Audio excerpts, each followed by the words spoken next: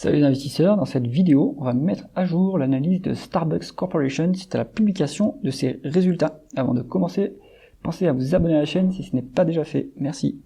Alors, on a une hausse du cours après la publication. Donc ça, c'est plutôt pas mal. On a changé de PDG donc fin 2024, si je ne me trompe pas. Donc peut-être que sa nouvelle stratégie est en train de payer. On va regarder ça. La croissance du chiffre d'affaires. On est sur une croissance flat. Alors, on va se mettre sur... on est en exercice décalé, donc on va plutôt se mettre en last 12 months. On va remettre croissance annualisée. Donc, on est sur même une décroissance, en fait, à la publication de décembre 2024. Donc, pour l'instant, la croissance n'est pas relancée par le nouveau manager. Peut-être que bon, c'est quand même mieux qu'espéré par les analystes, c'est pour ça que le cours rebondit. On est sur pas d'acquisition sur la période étudiée, donc là c'est de l'organique seulement, et l'organique n'a pas suffi à maintenir la croissance. Donc, méfiance sur Starbucks, on est en décroissance, est-ce que ça a un impact sur les marges? Oui. Donc on subit l'effet ciseau négatif, quand on est en décroissance, les marges baissent parce que on distribue les coûts fixes sur moins d'unités vendues. Donc, on a un taux de marge taux de marge brut qui est en diminution par rapport à la médiane. Bon, rien d'alarmant, mais on n'est déjà pas sur un niveau de marge brute très élevé. Après, le secteur, c'est le secteur qui veut ça, hein, c'est du retail. Les marges sont pas forcément très élevées. Il va falloir surveiller si la croissance revient. Est-ce que le taux de marge va rebondir vers la médiane? Donc ça serait plutôt rassurant. Mais pour l'instant, méfiance. Si la décroissance continue, les taux de marge vont continuer à baisser. Le taux de marge d'EBITDA suit la trajectoire du taux de marge brut, donc pas de gain d'efficience opérationnelle pour compenser cela. On n'a pas de déperdition d'efficience opérationnelle non plus, donc ça c'est plutôt rassurant. Et idem pour le taux de marge net, on suit la même trajectoire, mais on reste quand même bien parallèle. Donc voilà, on subit simplement la baisse du taux de marge brut sur ces marges au global. On reste sur un niveau qui reste relativement élevé à 10%. Pour du retail, c'est quand même pas mal, mais pour une boîte américaine, il y a vraiment mieux. Donc, on n'est pas sur un business très qualitatif. Maintenant, on est sur un management qui tire son épingle du jeu pour maintenir bien les marges autant qu'il peut. Si la croissance repart, à mon avis, ces marges vont rebondir sans trop de problèmes. Alors, on regarde la conversion des bénéfices nets en free cash flow. On est sur du free cash flow plus élevé que les bénéfices nets. À quoi est-ce que c'est dû? Est-ce que c'est une amélioration du BFR? Oui, on a une amélioration du BFR pour 9 milliards, donc ça c'est plutôt pas mal. Hein. Et est-ce qu'on a des désinvestissements qui font que finalement on sacrifie un peu l'avenir? Non, on continue à investir, à dépenser en capex. Donc il doit y avoir des other non-cash items, c'est le cas aussi. Donc si vous voulez voir toute la différence, d'où vient cette différence entre bénéfices nets et free cash flow, allez dans les tableaux de flux de trésorerie. Ce qu'on va dire ici, c'est que on va utiliser plutôt les free cash flow pour valoriser l'entreprise s'il n'y a pas de dette, parce que ça reflète mieux la profitabilité de l'entreprise. Mais du coup, le fait que ça soit supérieur aux bénéfices nets, c'est positif, surtout que c'est pas au détriment des investissements.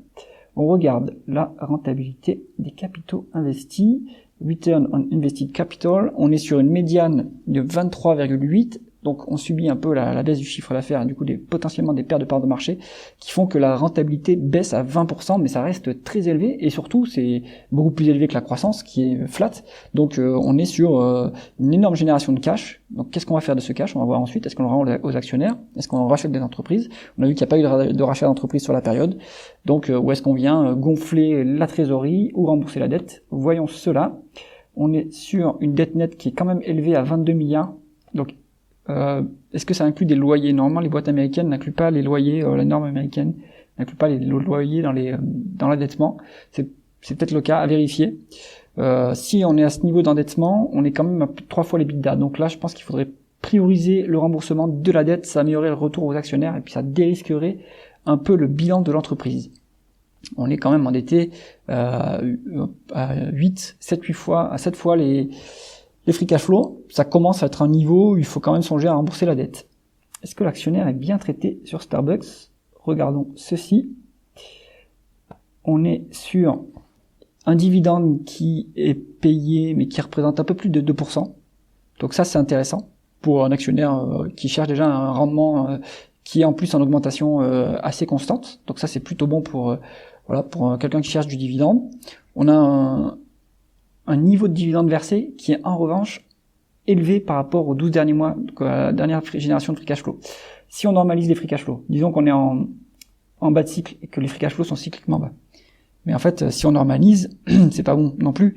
On est sur un payout ratio très élevé. Donc là, soit le management arrive à faire remonter les free cash flow, soit ce dividende il va arrêter d'augmenter. Et donc là, tous les gens que je vois sur les réseaux sociaux en disant dividende croissant Starbucks, méfiez-vous les amis, parce que là, on est sur quand même quelque chose qui est pas pérenne. Il n'y a pas vraiment de rachat d'actions, donc il y avait un peu de rachat d'actions, mais ça s'est tassé depuis. Pourquoi? Il n'y a pas de free cash flow, donc on ne peut pas faire de rachat d'actions. Le rendement de l'actionnaire, il souffre un peu parce que il est en dessous du rendement du dividende, parce qu'il y a l'endettement qui monte assez fortement. Donc pour l'instant, Starbucks, ce qu'on voit, c'est que on n'est pas encore sur un business qui est vraiment redressé, quoi. Le nouveau manager, il fait ce qu'il peut pour l'instant. Je sais pas pourquoi le cours a aussi fortement rebondi, parce qu'on est quand même sur quelque chose qui est pas encore rétabli au niveau des chiffres qu'on voit. La valeur. Donc, par contre, ce qu'on voit, c'est que la valorisation en valeur d'entreprise sur EBITDA est un peu décotée par rapport à l'historique. Donc, à mon avis, il y avait peut-être une opportunité à attraper du Starbucks en juillet, où on était vraiment décoté par rapport aux multiples historiques. À l'heure actuelle, on a encore une petite décote, rien de bien significatif. Mais si on prend les projections des analystes, ce que je ne fais jamais, parce qu'il vaut mieux éviter, là on est surévalué par rapport à la valeur d'entreprise sur EBITDA. Donc conclusion de Starbucks, pour moi c'est encore compliqué, quoi. C'est un peu spéculatif. Soit vous jouez le manager qui arrive bien à retourner l'activité. Dans ce cas-là, on va avoir un retour des free cash flow, enfin un retour de l'EBITDA et ensuite un retour des free cash flow. Et donc, dans ce cas-là, vous avez une légère marge de sécurité. Et soit, en fait, le manager n'arrive pas à redresser l'activité. Et donc, en fait, vous êtes pas sur une décote en termes de multiples. Vous êtes sur quelque chose qui est fièrement payé à l'heure actuelle, si on prend en compte les prévisions des analystes. Donc, à mon avis, Starbucks, restez plutôt à l'écart.